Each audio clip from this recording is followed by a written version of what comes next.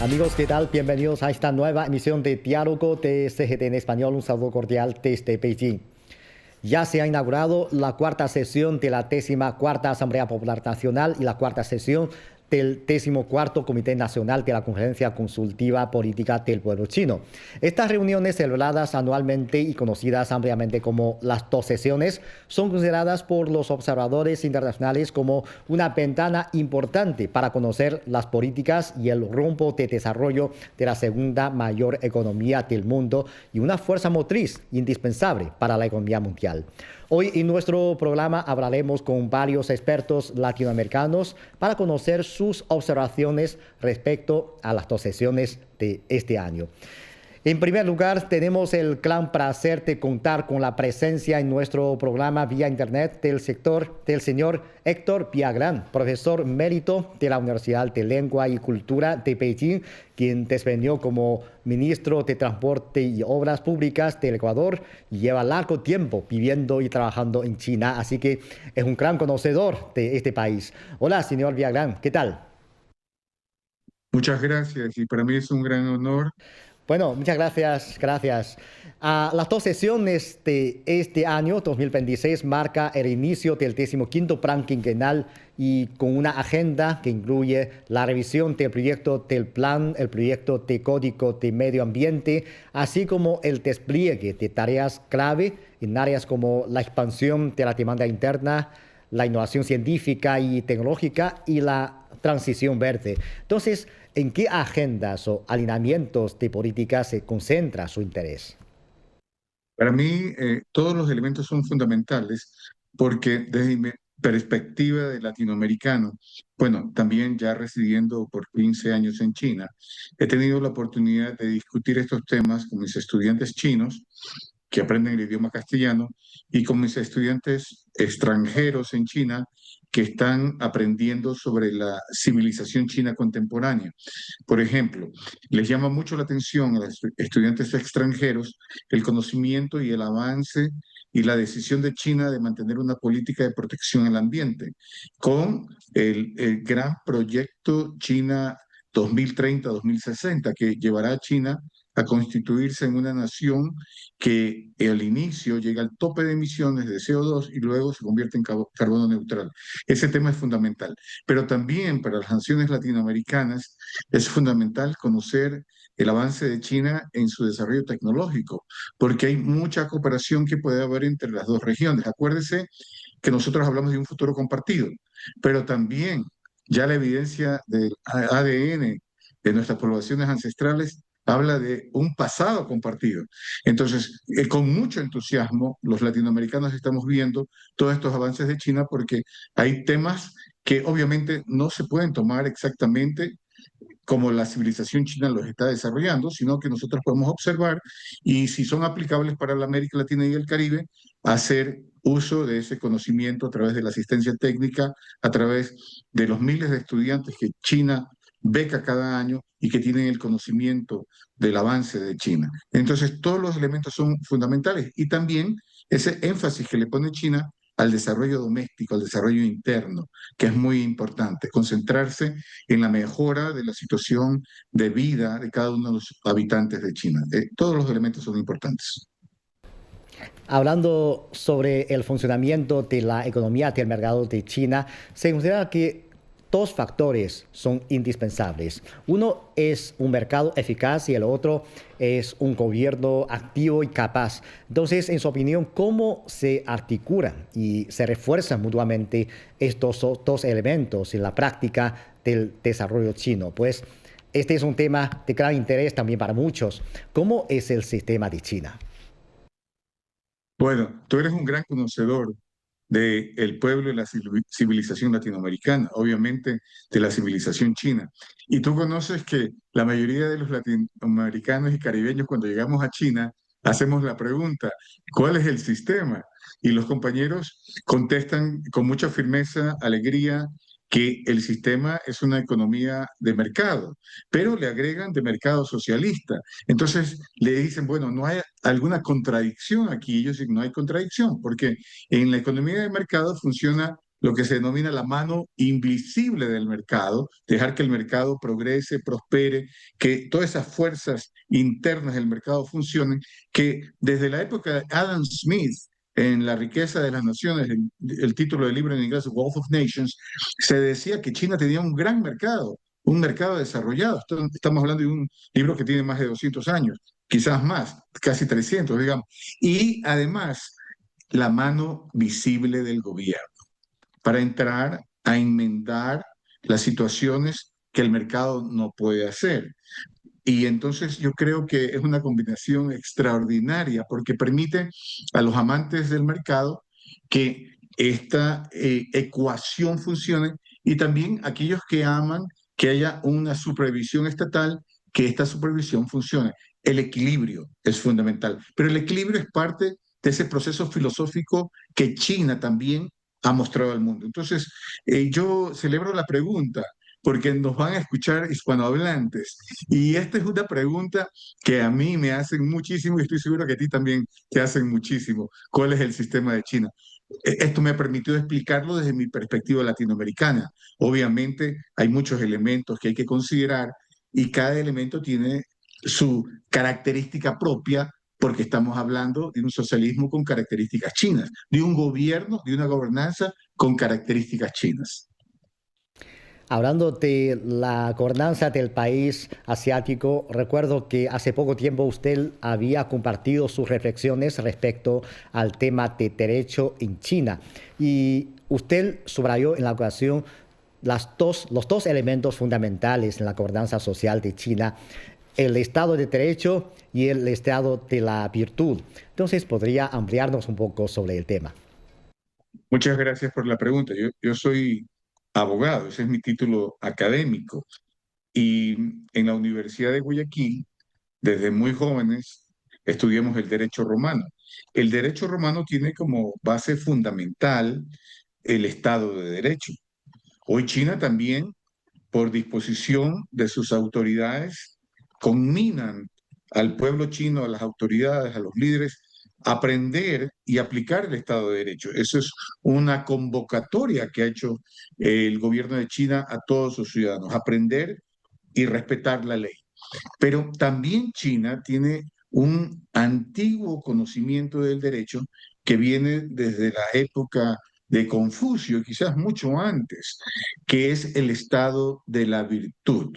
Y entonces esa combinación hace que algunos de nosotros que entendemos el derecho, lo hemos estudiado, que nos alegra conocer sobre los avances en la filosofía del derecho y que hemos estado acostumbrados solamente a interpretar el derecho desde el punto de vista occidental, cuya raíz fundamental es el derecho romano, podamos entrar a conocer las raíces del derecho chino en la antigüedad, teniendo quizás la contraparte del derecho romano, la antigua dinastía Tang, el derecho de la dinastía Tang, que estuvo vigente hasta 1911, donde entran ciertas reformas que convierten a un imperio en una monarquía, en una república. Entonces, yo pienso que este es un elemento fundamental. Y además, los líderes en China han pedido a su pueblo, a sus gobernantes, a los gobernantes en las distintas instancias, desde la parte comunitaria hasta la parte más alta, que se aplique el Estado de Derecho, pero que no se olvide el Estado de la virtud. Bueno, muchas gracias, señor Villagrán, por estas interesantes reflexiones y observaciones. Muchas gracias. Muchísimas gracias por la entrevista. Gracias a usted. Bueno, en un contexto global marcado por la incertidumbre, es innegable que el desempeño de la segunda economía más grande del planeta acapara la atención internacional. El crecimiento estable de China no es solo un dato más en su balance interno. Su solidez tiene profundas repercusiones en las cadenas de suministro, los precios de las materias primas y las oportunidades de inversión en todo el mundo. Ante esto, cabe preguntarnos cómo se percibe realmente el panorama económico chino desde otros países. Para analizar este tema, conectamos ahora en este momento con el señor Eduardo Klinger, miembro de la Academia de Ciencias de la República Dominicana. Señor Klinger, bienvenido. ¿Qué tal? Muy bien, muchas gracias. Eh, Realmente agradezco que una vez más CGTN me diera posibilidad de participar en un programa tan relevante como son los programas de CGTN, Diálogo, Noticias. Bueno, muchas gracias. Enfocamos en el comercio. Hay que decir que en un contexto de creciente incertidumbre en el comercio global, en 2025 el comercio exterior de bienes de China logró un crecimiento del 3,8%. Usted ha publicado ya varios artículos analizando el desempeño del comercio exterior de China. ¿Cómo interpreta la estabilidad y resiliencia que ha demostrado China en el actual entorno internacional? Mira, no hay duda que los resultados económicos del 2025 han demostrado y confirmado el extraordinario potencial que tiene la economía china. En un escenario extraordinariamente complejo y difícil que el mundo vivió en el 2025, la economía china logró su objetivo de crecer un 5%. Pero además, por primera vez en la historia, un país logra un superávit comercial de prácticamente 1,2 millones de dólares. Nunca economía alguna había logrado tal nivel de superávit comercial. Más relevante cuando se realiza en un año donde se desencadenó una irracional guerra arancelaria que algunos pensaban que iba a afectar severamente a China. Claro que afectó a China, pero en una en un alcance mucho más reducido. Porque aquí también hay que destacar cómo China es capaz de planificarse a largo plazo previendo posibles desafíos. Más o menos por alrededor del 2018, 2019, 2020, el peso de la economía, de las exportaciones chinas hacia Estados Unidos representaban algo más del 20%. Pero a partir de las políticas asumidas en la primera administración del presidente Trump, China previó que podrían venir momentos difíciles más adelante. Y como se dice por acá, por América Latina, se curó en salud, se puso una curita antes de que surgiera la herida y fue disminuyendo su dependencia de las exportaciones a Estados Unidos, que apenas cuando surgió la guerra arancelaria estaba por el monto del 12, el 13%. Y con una economía que es la socia principal de unas 140 economías en el mundo, China fue capaz de reorientar sus exportaciones de forma tal de que el balance final fue un superávit comercial como nunca antes se había alcanzado, ni China ni ninguna otra potencia en el mundo. 1,2 millones de dólares. Algo que se dice relativamente fácil, pero que marca un momento histórico en, valga la redundancia, en la propia historia de la economía mundial. Bueno, de cara a las dos sesiones de este año y al desarrollo futuro de China, profesor, ¿qué temas o áreas considera que merecen especial atención? Bueno, yo evidentemente que dadas las características actuales de la economía china, eh, a partir de una relativa reestructuración introducida a partir de la gran crisis mundial de 2008-2010, donde el motor de la economía china ya no solamente desde entonces son las exportaciones, sino también el consumo. China está haciendo un énfasis extraordinario en reactivar el consumo, que todavía, según los indicadores, se ha mantenido relativamente lenta esa recuperación. Pero aquí de nuevo vemos la gran característica potencial de China. China está reactivando el consumo con mecanismos y acciones que no son aplicables en ningún otro país. La sustitución de electrodomésticos, donde esto estimula al dar ciertas facilidades importantes para que los consumidores renueven y sustituyan sus electrodomésticos. Y esto impulsa verdaderamente el factor consumo.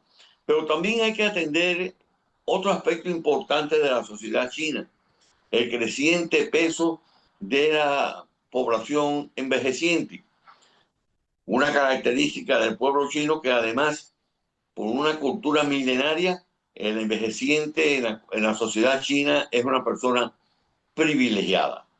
En estos momentos está por alrededor, creo que del 22% de las personas mayores de 60 años. Y aquí, pues China también está creando una serie, introduciendo una serie de acciones, no solamente para mejorar los niveles de vida y de confort del envejeciente, del adulto mayor, sino también estimulando el consumo. Es el efecto de la llamada economía plateada, que en el caso de China incluso incluye trenes llamados plateados, trenes turistas para los mayores que se embarcan para conocer todos los rincones de ese enorme país. Hay que tener en cuenta de que eso es una gran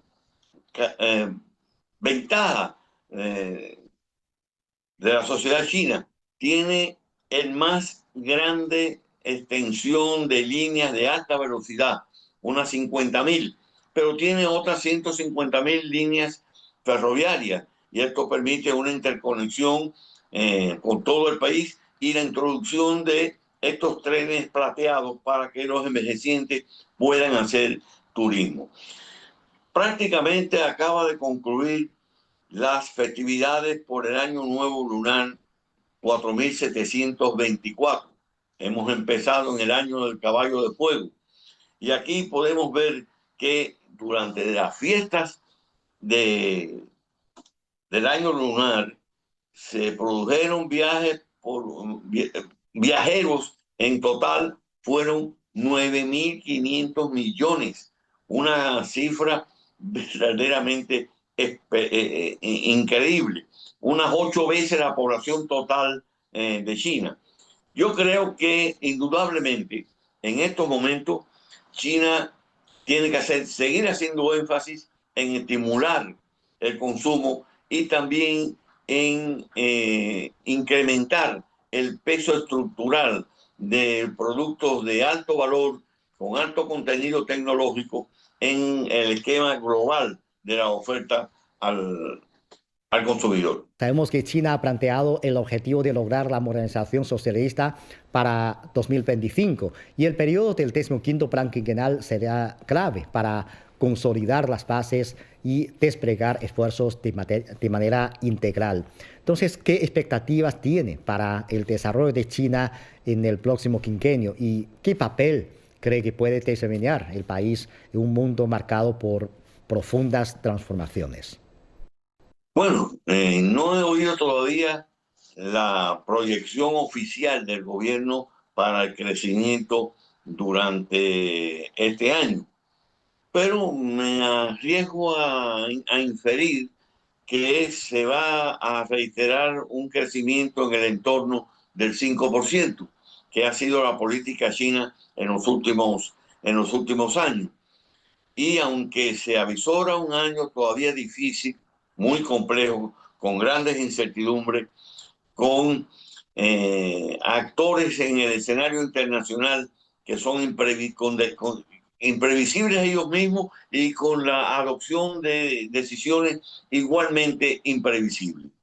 Aquí, una vez más, tengo que destacar la extraordinaria potencialidad de la economía china para adaptarse a lo imprevisible, para neutralizar incertidumbre, que es el gran enemigo de la economía en general. Y pienso que no tengo dudas de que durante este año 2026, a pesar de los desafíos que puedan surgir y que están surgiendo, China va a lograr mantener su constante crecimiento de la economía.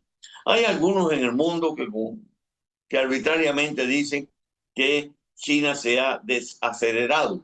Es que simple y llanamente después que una economía alcanza determinados niveles de desarrollo y de crecimiento, pues el nivel de crecimiento en términos relativos tiende a estabilizarse, aunque en términos absolutos crezca significativamente. Y es lo que ha pasado con China. De un crecimiento décadas atrás de un 11, un 14, pasó a un 8, 9, 7, 6 y ahora en estos momentos está en un 5. Pero por Dios, por favor, observemos que no hay ninguna otra economía avanzada que logra ni siquiera acercarse a un crecimiento del 5%. Bueno, señor Kringer, muchas gracias por sus comentarios. No, muchas gracias a CGTN y a ti especialmente por siempre tu muy valiosa entrevista. Creo que realmente desarrollas un papel muy importante dando información al público en español sobre la realidad china. Gracias. Bueno, con el 15º Plan Quinquenal en el horizonte, el concepto de nuevas fuerzas productivas de calidad se consolida como el eje central del desarrollo. Este enfoque prioriza la innovación tecnológica desde la inteligencia artificial y las nuevas energías hasta la manufactura avanzada y la bioeconomía. Pero, ¿qué oportunidades y desafíos presenta esta apuesta tecnológica para China y países como los de América Latina? Para entender hacia dónde apunta la innovación china, conectamos ahora con el señor Sebastián Schulz, profesor de la Universidad Nacional de La Plata. Hola, profesor, ¿qué tal? Bienvenido a nuestro programa. Muchísimas gracias por la invitación. Siempre es un gusto para mí participar del programa. Bueno, profesor, con la llegada de las dos sesiones, temas como la inteligencia artificial, la economía digital, la transición verde y la autosuficiencia tecnológica y científica se han convertido en focos de atención dentro y fuera del recinto.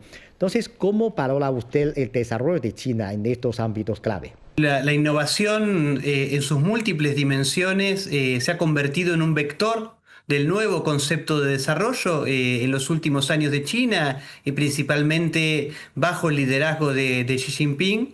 Lo que implica que China ha desplegado en el último tiempo todos sus esfuerzos en el mejoramiento de las capacidades científico-tecnológicas a nivel nacional, enfocado en mejorar cualitativamente los procesos de producción a partir de la utilización, por ejemplo, de inteligencia artificial y de la automatización masiva de muchas de sus fábricas, la gran mayoría. Pero lo más importante, yo creo, es que China ha buscado, mediante el desarrollo masivo de inteligencia artificial y automatización, aportar al objetivo de alcanzar la prosperidad común de la población china y construir la civilización ecológica. El plan Made in China 2025 ha alcanzado resultados notables en este sentido. El plan estándar 2035 de globalización de estándares está en pleno desarrollo. China se encuentra en una etapa en la cual se ha propuesto fortalecer su posición a nivel tecnológico, su posición de liderazgo, y a partir de 2045 liderar los segmentos estratégicos en la nueva ronda de la revolución industrial. Y creo que esta es una de las características más relevantes del sistema internacional y que debemos prestar atención a cómo se desarrolla este proceso en el 15º Plan Quinquenal. Entonces, desde la perspectiva de la cooperación entre China y América Latina, ¿qué nuevas oportunidades puede generar el desarrollo de China? Bueno, China ha iniciado en los últimos años una etapa de profundización de su política de apertura, que ha denominado como de circulación dual. Esto ha generado importantes beneficios y oportunidades para los países latinoamericanos y caribeños. Creo que uno de los desafíos centrales es la posibilidad de un aumento del comercio bilateral y que ese comercio bilateral pueda en esta nueva etapa corregir algunos desequilibrios, por ejemplo, en materia de déficit comercial de algunos países, cuestiones que están planteadas, por ejemplo, en el marco del foro China-CELAC y la transformación de la canasta comercial, incluyendo productos de mayor incorporación de valor agregado, que es lo que China está promoviendo en la región. Creo que los ejemplos, por ejemplo, en el caso boliviano, en materia de litio, en donde China ha cooperado con Bolivia para la producción de baterías de litio o incluso la fabricación de autos eléctricos e híbridos en el caso de Brasil, son ejemplos de cómo la cooperación con China puede darse mediante mecanismos de beneficio mutuo que aporten a la región. Otro ítem que para mí es central es la conectividad. Estamos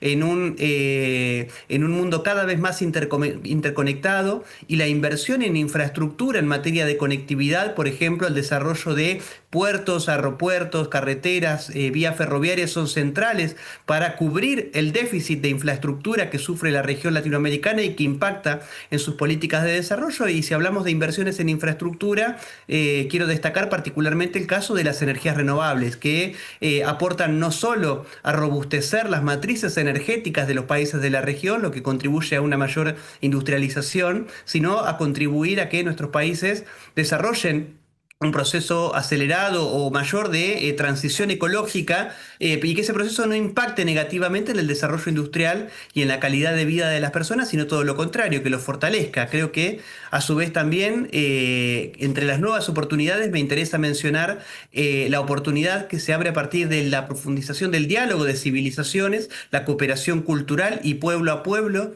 la cooperación subnacional, por ejemplo, que son claves para el desarrollo de la cooperación entre China y América Latina y el Caribe en esta nueva etapa. Es cierto que el intercambio entre los pueblos es fundamental para las relaciones entre China y América Latina. Entonces, ¿cómo podemos mejorarlo? Y actualmente existen tanto nuevas oportunidades como nuevos retos para las cooperaciones entre China y América Latina. ¿De qué manera podemos aprovechar mejor las oportunidades y enfrentar de manera eficaz los retos?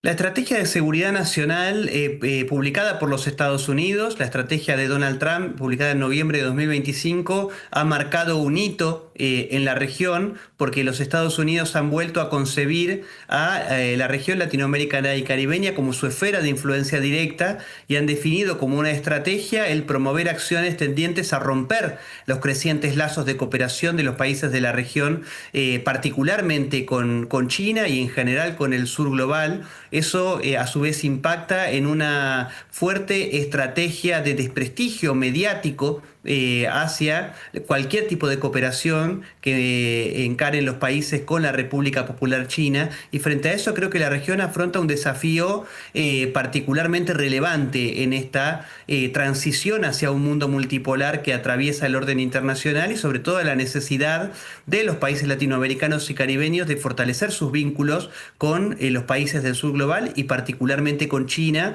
que es el principal país en desarrollo del orden internacional. Creo que hemos visto en las últimas semanas aquí en Argentina cómo los festejos del Año Nuevo Chino han sido centrales para aportar a un entendimiento mutuo de las culturas, a un conocimiento de dos pueblos sumamente distantes en términos geográficos, pero que a su vez comparten muchas de las idiosincrasias culturales, comparten una historia común de lucha contra el colonialismo, de lucha contra el imperialismo.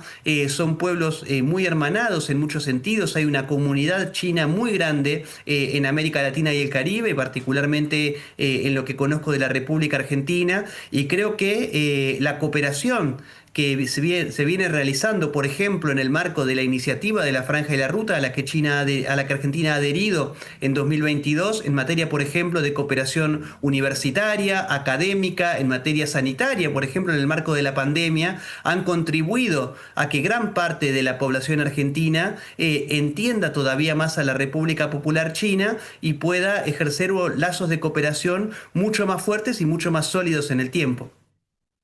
Bueno, muchísimas gracias, señor Sus, por su análisis. Bueno, un gusto participar del programa. Muchísimas gracias. Amigos, así concluimos esta emisión de Diálogo. Gracias por sintonizarnos y les invitamos a continuar disfrutando de los programas de CGTN en español. Hasta la próxima.